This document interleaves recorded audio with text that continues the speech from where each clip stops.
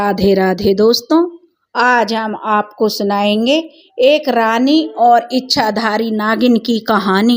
अगर आप हमारे चैनल पर नए हैं तो प्लीज़ हमारे चैनल को सब्सक्राइब करें, वीडियो को लाइक करें और शेयर करें।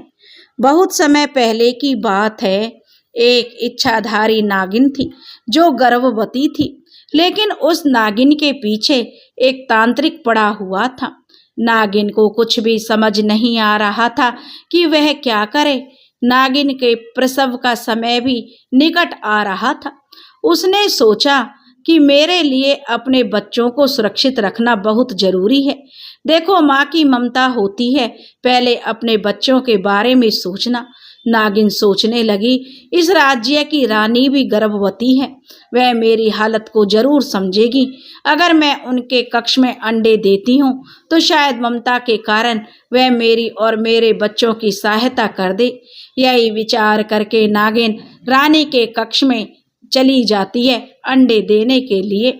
उधर रानी अपने कक्ष में भोजन कर रही थी कि उसने देखा कि एक नागिन उसके पलंग के पास अंडे दे रही है। रानी डर कर बोली, सैनिकों, इस नागिन को मेरे कक्ष से दूर करो। सैनिकों ने नागिन के अंडों को उठाने का प्रयास किया।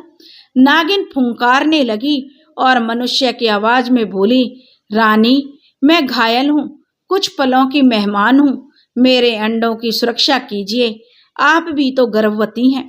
महारानी बोली, सैनिकों, इससे पहले यह मुझे और मेरे होने वाले बच्चों को नुकसान पहुंचाए, इसे और इसके अंडों को नष्ट कर दो। नागिन गुस्से से बोली, हे रानी, मैं तुम्हें श्राप देती हूँ, मेरा सारा जहर तुम्हारी संतान में होगा, जिसका कोई इलाज नहीं होगा। जैसे ही सैनिकों ने उस नागिन के अंडों को नष्ट किया, रानी को प्रसव पीड़ा होने लगी। अब रानी जोर जोर से चिल्लाने लगी कि दाई को बुलाओ, दाई को बुलाओ। दाई बोली, महारानी, थोड़ा धैर्य रखो, आप बेकार ही परेशान हो रही हैं। महारानी बोली, दाई माँ, विश्वास करो, इस बार की पीड़ा अलग है, मेरे पेट में भयानक दर्द हो रहा है।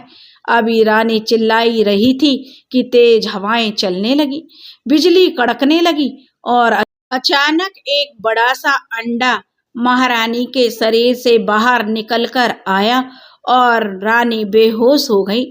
अंडे को देखते ही बूढ़ी दाई चिल्लाई, हे मेरे ईश्वर, ये नागिन को मारने और उसके अंडे को नुकसान पहुंचाने का ही फल है। रानी ने अंडा दिया है, ऐसा प्रसव मैंने कभी अपने जीवन काल में नहीं देखा। महाराज को सूचना दो। दासी बोली, दाई माँ, हमारा भाग्य देखो, हम सब महाराज के बच्चे के बदले अब इस अंडे की देखभाल करेंगे। दाई बोली, भला महाराज को कैसे बताएं कि महारानी ने अंडा जन्मा है। महारानी को होश आते ही महारानी ने दाई माँ से पूछा, अरे दाई माँ, मेरा बच्चा कहाँ है, नजर नहीं आ रहा। दासियों ने एक सोने के पालने में रखा हुआ बड़ा सा अंडा महारानी को दिखाया। महारानी बोली, अरे ये क्या अंडा, तुम सब पागल तो नहीं हो गई हो, मैं कोई मैना हूँ जो अंडा दूंगी। दासियां अंडा लेकर महारानी के पास आने लगीं। तभी अचानक भूकंप आया और अंडा दासियों के हाथ से नीचे गिर गया। आसमान में तेज बिजली कड़कने लगी। अंडे में से बहुत ही प्यारी सी बच्ची थी। दासियां बोली, देखिए, राजकुमारी को छूते ही महारानी, हमारे हाथों में तेज जलन होने लगी है, हमारे हाथ बुरी तरह जल रहे हैं, राजकुमारी के शरीर में जहर है। रानी बोली, मुझे मेरी बच्ची दे दो, मैं अपने बच्ची को गले लगाना चाहती हूँ। 10 बरस बाद तो मेरी कोख से मेरी बच्ची ने जन्म लिया है, क्या मैं 10 बरस बाद भी अपनी औलाद को छू नहीं सकती? लेकिन जो भी बच्ची को उठाने जाता, जहर के कारण उसके हाथ जलन से भर जाते। महारानी जलन की परवाह किए बिना अपनी बेटी को गोद में ले लेती है। रानी बोली दासियों से, तुम्हें समझ में नहीं आ रहा, महाराज को इस घटना की सूचना दो। दासी बोली, जी जरूर, मैं अभी जाकर महाराज को सूचना देती हूँ। दासी बोली, महाराज, महारानी ने बेटी को जन्म दिया है। महाराज बोले, बहुत अच्छा, कैसी है मेरी राजकुमारी, और तुम इतनी डरी हुई क्यों हो दासी? दासी बोली, महाराज, राजकुमारी का शरीर जहर से भरा हुआ है, उसे छूते ही जहर का गंभीर असर होता है। दासी की बात सुनते ही महाराज ने राज ज्योतिषियों को बुलाया और ज्योतिषियों को पत्रिका देखने के कहने लगे। सभी ज्योतिषी राजकुमारी की कुंडली देखने लगे, फिर जोर से चिल्लाए, सत्यानाश हो गया महाराज, अब प्रलय होगी। इस लड़की का जन्म संसार के लिए अशुभ है। यह तेज बिजली की कड़क और भूकंप इसके सूचक हैं। राजा ने कहा, अब क्या किया जाए? तो ज्योतिषियों ने कहा कि इसे एक कमरे में बंद करके रखा जाए। राजकुमारी को दस्ताने पहनाकर जो पकड़कर उसे एक कमरे में बंद कर दिया जाता है। सारे राज्य में प्राकृतिक आपदा के कारण धन और जन की बहुत हानि होती है। राजा ने ज्योतिषियों से कहा कि इस समस्या का कोई तो समाधान बताइए। तब ज्योतिषी बोला, महाराज, उसके लिए एक शीशे का महल बनवा दीजिए जहां उसकी जरूरत की सारी चीजें हों, उस पर हम सबकी नजर रहे और राजकुमारी को कष्ट भी ना हो। महाराज ने अब राजकुमारी के लिए एक शीश महल बनवा दिया और उसका नाम राजकुमारी का रखा विष। जब विष 16 वर्ष की हो गई तो राजा से कहने लगी, महाराज, मैं भी दुनिया देखना चाहती हूँ, सबसे मिलना चाहती हूँ। पिताश्री, आप मुझे इस कैद से आजाद कर दें, अब मुझसे यहाँ और नहीं रहा जाता। महाराज ने कहा, माना कि राजकुमारी हो तुम, पर तुम्हें कोई हक नहीं है तुम प्रजाजनों को नुकसान पहुंचाओ। तुम बाहर आकर किसी को भी दर्द पहुंचा सकती हो।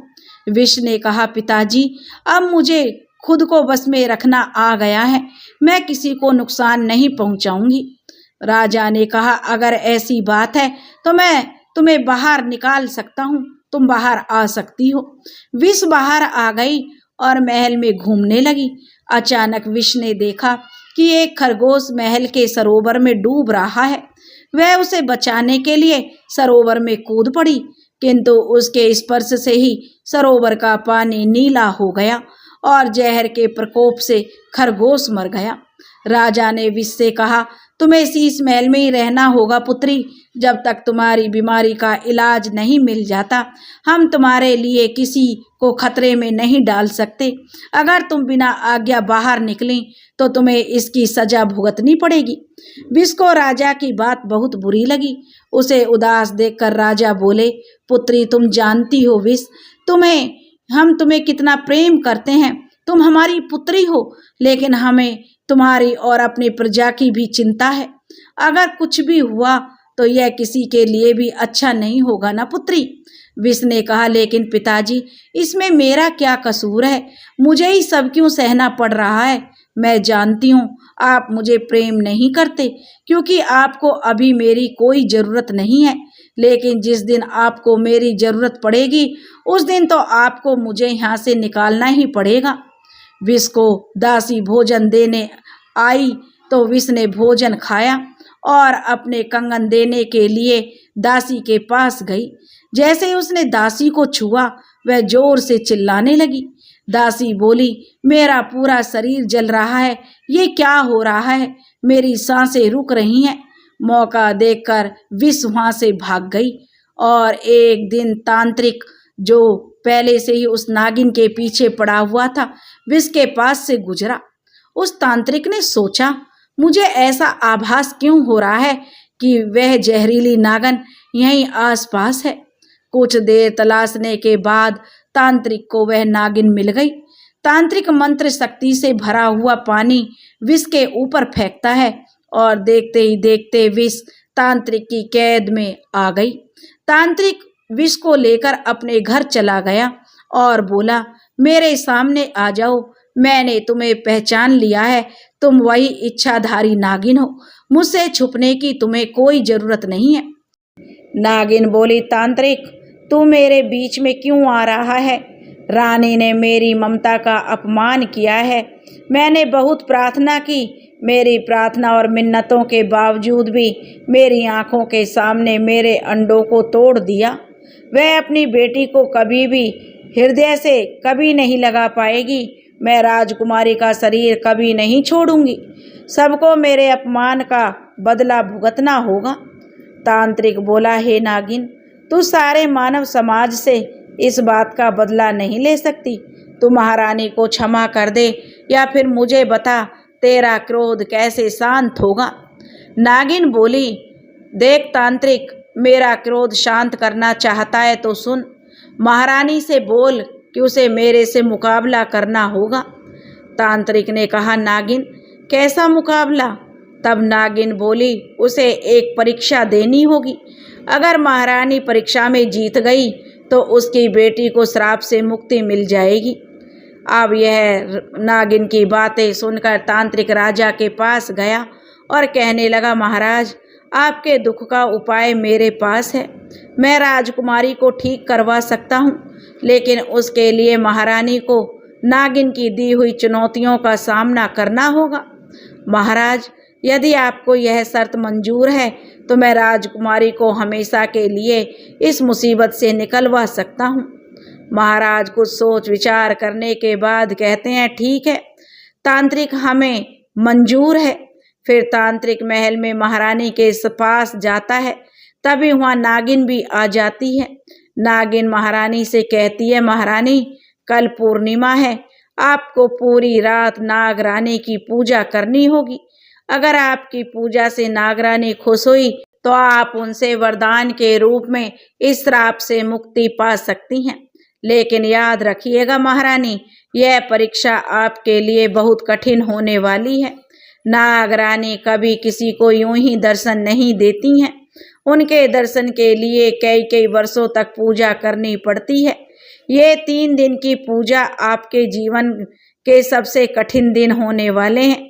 या तो आप इस तपस्या के बाद अपनी बेटी को बचा पाओगी, वरना खुद भी मारी जाओगी। क्या आप इस परीक्षा के लिए तैयार हैं? यह सुनकर राजा घबरा गया और बोला, असंभव, यह रानी इस तरह की कोई भी परीक्षा नहीं देगी, क्योंकि इससे तो हमारी रानी मारी जाएगी। रानी कहती है, महाराज आप चिंता ना करें। राजा बोले, नहीं रानी, इस तरह से तो आपकी मृत्यु निश्चित है। महारानी ने कहा, महाराज मैं अपने प्राण देने को भी तैयार हूँ, मैं जितना भी कर लूँ उतना कम है। तब महारानी दासियों से कहती है, दासियों तुम मेरे वहाँ जाने की तैयारियां करो। महारानी पूरी रात नागरानी की पूजा करती है और अगले दिन कुएं में प्रवेश करने को तैयार हो जाती है। राजा कहने लगे कि हमें कुछ ठीक नहीं लग रहा महारानी। महारानी ने कहा, महाराज मैं जानती हूँ आपको मेरी चिंता है, लेकिन मैं अपने पापों की सजा कब तक अपनी बेटी को भुगतने दूंगी। मुझे मेरे पापों की सजा मिलनी ही चाहिए। अगर मैं वापस नहीं लौटी तो विष का ध्यान रखना और नागिन से कहना कि मुझे माफ कर दे।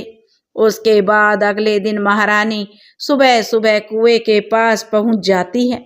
राजा ने कहा, महारानी हम आपका इंतजार करेंगे, अपना ध्यान रखना। महारानी ने कहा, आप भी महाराज अपना ध्यान रखना। उसके बाद महारानी कुएं के अंदर जाने लगती है। नागिन ने बताया था कि यहीं से नागलोक का रास्ता जाता है। थोड़ा और नीचे जाकर रानी देखती है तो लगता है पानी के अंदर नागलोक जाने का कोई रास्ता है, जरूर होगा। उसके बाद महारानी कुएं के अंदर जाकर वहां पर एक सर्प की मूर्ति को देखती है और उसके पास तैरते हुए जाने लगती है। अब महारानी सोचने लगती है, यहाँ तो बस ये मूर्तियां हैं, समझ में नहीं आ रहा आगे जाने का रास्ता कहाँ से ढूंढूं। ये क्या ऐसा क्यों लग रहा है जैसे कि यह कोई रास्ता है। उसके बाद जैसे ही महारानी उस मूर्ति को छूती है वह गायब हो जाती है और महारानी नागलोक में पहुंच जाती है। वहां पर बहुत अंधेरा होता है। तभी महारानी को वहां पर एक रोशनी आती हुई नजर आती है और महारानी उस रोशनी का पीछा करने लगती है और फिर नागलोक में पहुंच जाती है। महारानी ने कहा, हे प्रभु कृपा कीजिए, मैं जिस काम के लिए आई हूँ मुझे उसमें सफलता मिले। उसके बाद महारानी उस छोटे से टापू पर जाने लगती है और वहां जाकर पूजा करने लगती है। धीरे धीरे सारे सांप महारानी की तरफ आने लगते हैं और महारानी के शरीर पर लिपट जाते हैं। वे महारानी को डसने लगते हैं और अपनी जहरीली सांसें महारानी की तरफ फैलाने लगते हैं। लेकिन फिर भी महारानी हार नहीं मानती। जहरीले विष के प्रभाव से महारानी बहुत बीमार होने लगती हैं।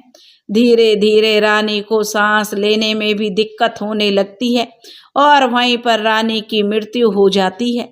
तभी उनकी आत्मा उनका शरीर छोड़ देती है। तभी वहाँ नाग रानी आ जाती है और कहती हैं कि आखिर तुम भी ये परीक्षा पास नहीं कर पाई, यही तुम्हारे कर्मों की सजा है। जैसा तुम करोगी वैसा ही पाओगी। अब तो तुम समझ गई होंगी पाप करने का अंजाम क्या होता है। रानी बोली, हे नागरानी, मुझे मेरे कर्मों का दंड तो मिलना ही था। क्या फर्क पड़ता है कि आज मिले या कल मिले। नागरानी ने कहा, सही कहा रानी तुमने। किसी ने जो सही कहा है कि मृत्यु सबकी आंखें खोल देती है। अब कुछ ही देर में यमदूत आते ही होंगे तुम्हें लेने। उसके बाद नागरानी वहाँ से अपने नागलोक को चली जाती है। रानी कहती है, मुझे माफ़ कर देना विष, तेरी जिंदगी में दुखों के अलावा मैं तुझे कुछ ना दे पाई बिटिया। हे पुत्री, मुझे माफ़ कर दो, हो सके तो मुझे माफ़ कर दो बेटी। काश भगवान मेरी जिंदगी के बदले तुम्हें जीवन दे दे। तभी वहाँ नागरानी आ जाती है। नागरानी बोली, उठो पुत्री। रानी बोली, नागरानी आप? नागरानी ने कहा, आखिरकार तुम ममता का सही मतलब समझ गई हो। मुझे खुशी हुई यह जानकर कि हर चीज़ की कीमत होती है। अब चुनाव तुम्हारा है, किसकी जिंदगी बचाना चाहती हो, अपनी या फिर अपनी बेटी विष की। रानी ने कहा, नागरानी, आज तक मैंने विष को सिर्फ दुखों के अलावा कुछ नहीं दिया। आज अगर अपनी जिंदगी का मोह रखूंगी तो जी नहीं पाऊंगी कभी भी। मेरी बेटी की खुशियाँ भरी जिंदगी का वरदान दे दो मुझे, ताकि उसने जितना सहा है उसकी भरपाई हो सके। मैं जहाँ भी रहूँगी खुश रहूँगी। नागरानी बोली, ठीक है रानी, तुम्हारी बेटी को सदैव खुशियों से भरी जिंदगी का मैं वरदान देती हूँ। तुम आखिरी बार अपनी बेटी से मिल सकती हो, लेकिन वह तुम्हें देख नहीं पाएगी। तभी वहाँ वह इच्छाधारी नागिन आ जाती है। नागिन बोली, नागरानी, आपसे एक विनती है। नागरानी ने कहा, हाँ बोलो नागिन। नागिन ने कहा, नागरानी, आपने कहा था ना, जिंदगी के बदले जिंदगी, विष की जिंदगी के बदले आप मेरी जिंदगी ले लीजिए। अपनी संतानों को खोकर वैसे भी जिंदगी जीने का कोई उद्देश्य मेरी समझ में नहीं आता। खुद तो अपनी संतान का सुख नहीं पा सकी मैं, कम से कम किसी को वह सुख देकर दिल का एक बोझ तो कम कर सकती हूँ। नागरानी ने कहा, नागिन, तुम सच में महान हो। मैं तुमसे बहुत प्रसन्न हूँ। जाओ और अपनी नई जिंदगी शुरू करो। तुम जल्दी ही माँ बनोगी और वह बनेगी हमारे साम्राज्य की नई नागरानी। यह मेरा वरदान है तुम्हारी बेटी के लिए। और रानी, तुम भी जाओ और अपने परिवार वालों के साथ एक नई जिंदगी की शुरुआत करो। उसके बाद नागरानी वहाँ से चली जाती है। रानी ने कहा, मुझे माफ़ कर देना नागिन, तुम्हारे सामने जितने भी माफ़ी मांग लूँ उतनी कम है। हो सके तो मुझे माफ़ कर देना बहना।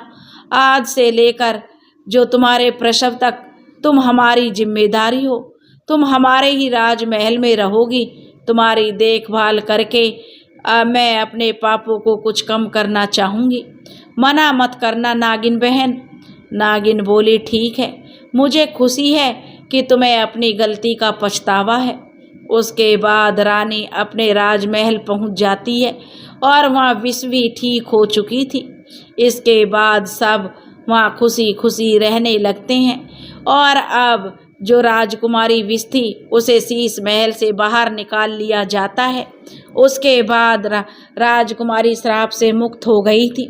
पहले तो जहर के कारण राजकुमारी का नाम विष रख दिया था, लेकिन अब राजकुमारी का नाम बदल के दयामंती रख दिया जाता है।